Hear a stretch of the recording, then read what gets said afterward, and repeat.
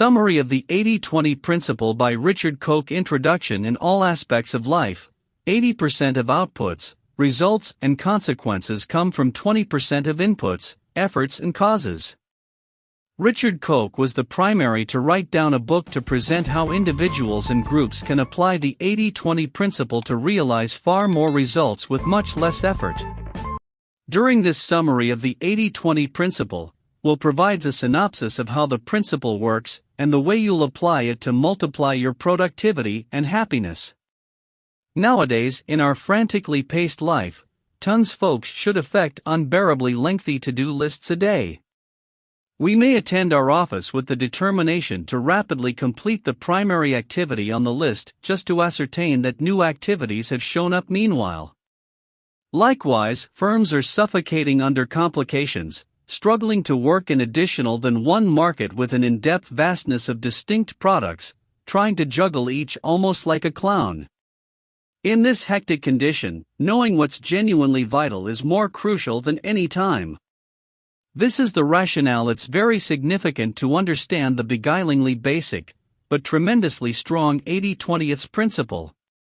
This ubiquitous disequilibrium between effort and reward will assist you in making use of the time at work more productively. The 80-20th principle says that the bulk of your results or outputs will come from a minority of causes or inputs. The principle was discovered in 1897 by economist Pareto and have become popular after World War II.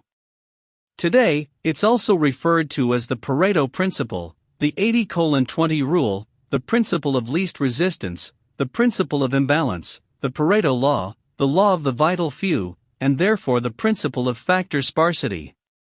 The ratio might not always be exactly 80-20, i.e. it might be more imbalanced at 90-10 or less imbalanced at 60-40. The key idea is there's typically a nonlinear relationship between input and output, between effort and results, and between causes and consequences. In business, 20% of our products/customers tend to contribute to 80% of our revenues/profits. In society, 20% of individuals own 80% of the wealth. At home, we'll wear 20% of our clothes 80% of the time. At last, you'll even implement the principle in your individual life to reinforce your bliss and gratification in your relationships with people. You ought to just embrace the right 80-20th mindset, as we'll read within the following. Lesson number 1. Generally, the most important portion of the outcomes, output, is generated by only a little portion of the work, input. Did you ever recognize that the bulk of the work of a project you finished was performed just before the deadline of the project? Probably in only a couple of days, once you were on the brink of the deadline, you accomplished quite all the previous weeks combined. In reality, such disequilibria between effort and reward are often perceived during a lot of distinct scenes. For instance, many firms discovered that 20% of their whole product assortment brings 80% of their profits. Likewise, it's acknowledged that 20% of drivers cause 80% of accidents. The bulk of drivers drive cautiously, but just a little portion is inattentive, and is that the source of most of the accidents. This situation is known as the 80-20 principle. Around 80% of labor outcomes, or output, are generated by 20% of labor, or input. What is the rationale for this ratio not being more balanced? Since not all causes have an equivalent effect on the results. Actually, we will separate causes into two classes, a minority that features a huge effect on outcomes and a majority that has just a touch effect. So, there's an 80-20th split. However, we should always recognize that the 80-20th principle is simply to form it simpler. The ratio are often different. As an example, it are often 70-30ths or 99.9/0.01. Certainly, the figures won't always sum up to 102.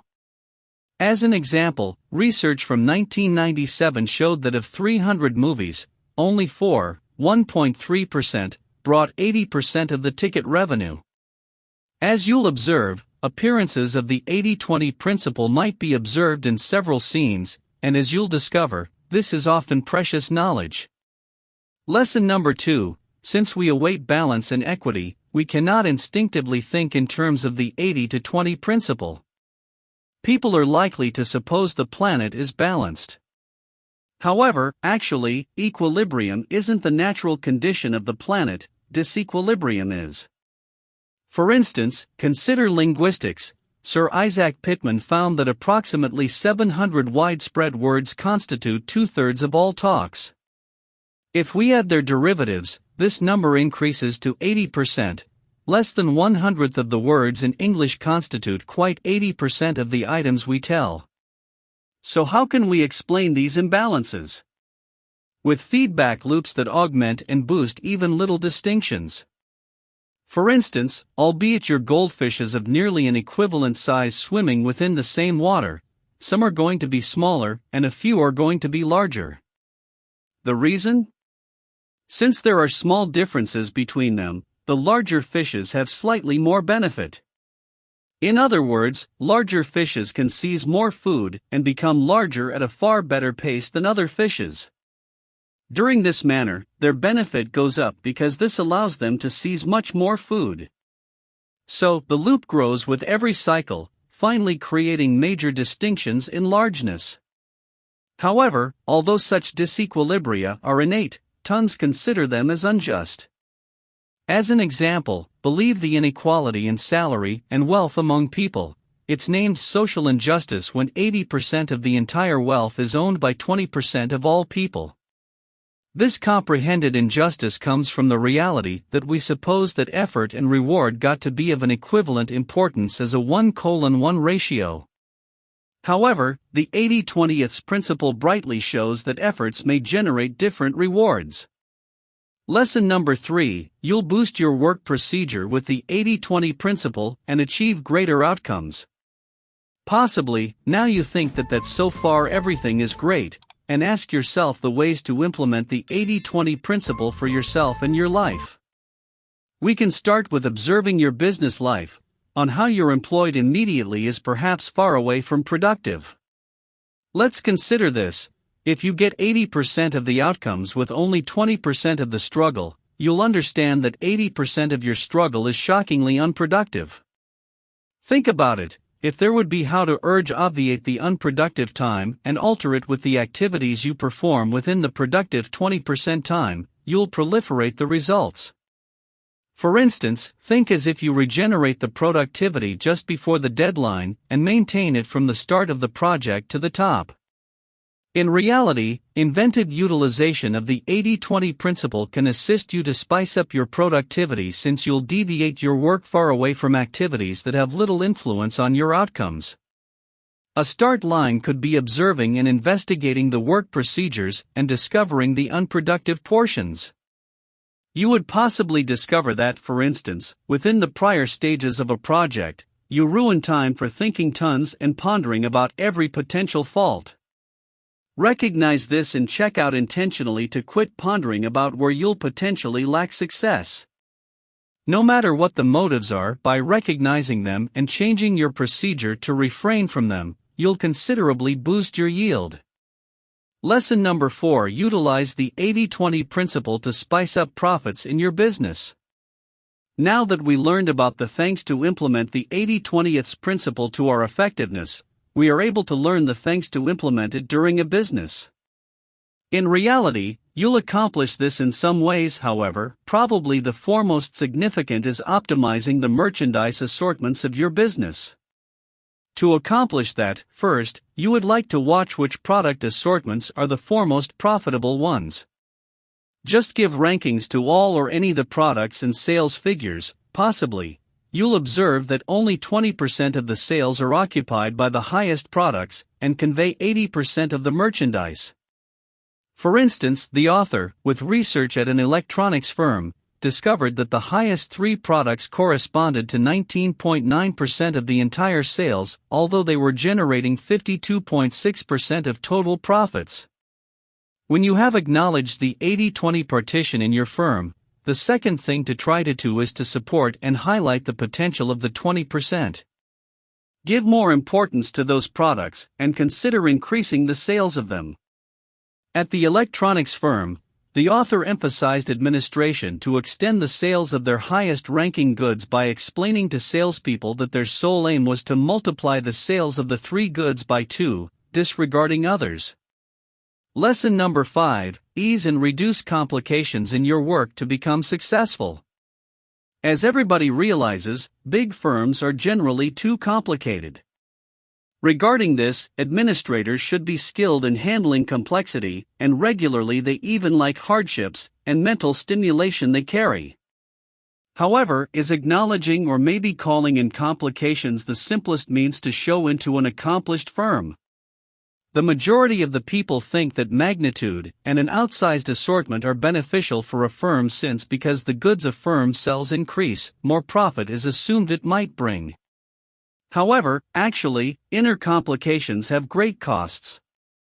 An outsized assortment of products necessitates, among everything else, a more complex supply chain, more education for salespeople, and far more administrative effort than a smaller assortment. These elements raise the entire cost to the firm, probably even quite what the introduced goods generate. However, making the business simpler decreases costs. If you narrow and concentrate your product assortment, everybody within the firm are going to be enabled to dedicate their full concentration to the tiny number of products marketed. This may make them grasp the tiny number of serious goods more deeply than once they are let to manage tons of them. Accordingly, this eases managerial effort, furthermore provides economies of scale, advantages obtained from performing an equivalent thing more within the fields like logistics and manufacturing.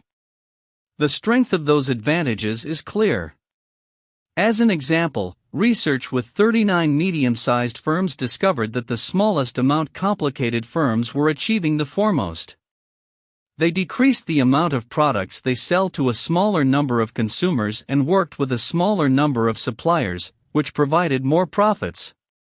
Obviously, by making your business simple, you'll decrease costs and thus enhance the degree to which you generate profit. Lesson number 6: You'll implement the 80/20 principle to any dimension of your business, from negotiations to targeted marketing. We learned the ways to implement the 80/20 principle to a smaller product assortment and lift profitability. However, how can we apply it to other parts of the business?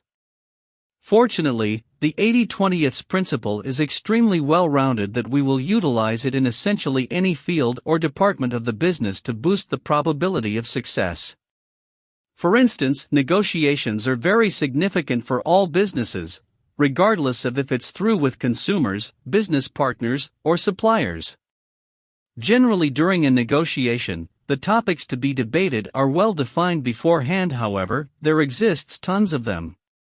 The 80/20 investigation might demonstrate that just a little number of the topics are meaningful to your firm, therefore, you would like to consider winning them rather than objecting to all or any topics to become within the way you would like. A different example of utilizing the 80/20 principle is in targeted marketing. If you discovered that 20% of your customers make 80% of your business, you would like to specialize in specifying them and persuading them to continue purchasing. After you specified the purchasers, make certain that you simply are providing the right customer service to form them loyal customers. In developing new products, target only this 20%. This may enable you to boost your share within the market while making an equivalent customer's purchase. For instance, check out Nicholas Barsan, a top land broker within the U.S., who makes quite $1 million from individual commissions annually. Quite a third of this revenue is generated from continuous customers who resell their houses, thus obviously his concentration on making his top customers delighted may be a profitable tactic. It must be obvious from now thereon the 80/20 principle has near global implementations in every business. Lesson number 7: By transforming how you think that, implement the 80/20 principle to your lifestyle. As we read within the business cases, the 80/20 principle is typically applied by examining which 20% of efforts make 80% of outcomes. However, in your life, it's hard to look at it during this way. So, we'd like something different: 80/20th thinking. Traditional thinking follows a line and supposes that each one reasons and inputs are significant equivalently. As an example, as kids, we are told that each friend of ours is evenly valuable to us. In this case, 80/20th thinking would approve the truth that not all relationships are evenly valuable. Our friendships with some are more significant and our relationships with them are more valuable. You may tell that 20% of your friendships bring 80% of the value. In other words, as an example, the enjoyment and companionship that you simply acquire as a neighborhood of those relationships. The main distinction between an 80/20 examination and 80/20 thinking is that the examination would necessitate you to collect information and investigate it to get the foremost significant 20%. On the opposite hand, the 80/20 thinking would necessitate you to predict them. In this case, we cannot quantify the price of our relationships. However, we will always question ourselves: from everyone in my life, who are those that I value the most? What's the quantity of weekly quality time I even have with them? With this sort of question, you'll grasp your most vital relationships. You can understand that 80/20 thinking suggests you ought to aim for quality, not quantity, and consider making profound the foremost valuable and significant 20% relationships.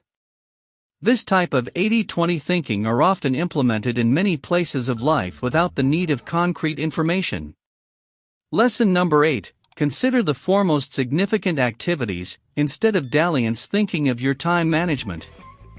Possibly you heard about the notion of your time management, frequently told about in self-improvement publications. The most idea is to help you to try to more within the available time, and there's evidence that this method works. It raises productivity approximately from 15% to 25%. However, a far better thanks to become productive is out there. The purpose of your time management is to boost productivity by putting more activities into the available slot. It targets executives who have already got a busy to-do list, and at the start, sorting daily tasks by watching significance is required. The issues begin here. The bulk of individuals don't decide which of their activities are the foremost significant ones and find yourself identifying 60 or 70% of them as high priority. What happens at the end? They find themselves with crowded programs and dealing for extended times. It's easy to know that pushing even more activities to an already hectic program wouldn't work. Together can end up to figure longer hours with ease and therefore the worst, find yourself with burnout. As an option, managing some time with 80/20 Time Revolution assists you to work out your significant 20% activities that generate 80% of the success at the start and afterward. Consider those. For instance, in his occupation at a consulting firm, the author acknowledged that his company was more accomplished than others with none additional work. Generally, consultants work to handle a broad spectrum of issues for his or her customers, ending up with just a shallow job, with the customer left liable for the appliance of any suggestions. Instead, the author's counterparts targeting the foremost significant 20% of customers' problems and utilized the time they kept to supply the purchasers with assistance in applying suggestions. This way, they might pass other consulting companies and lift their customers' profits. This type of time revolution assists you to make free time without reducing the influence of your exertion. Lesson number 9. Accomplish a generally higher quality of life by utilizing the 80/20th principle widely. The majority of the people identify the standard of life by their general happiness.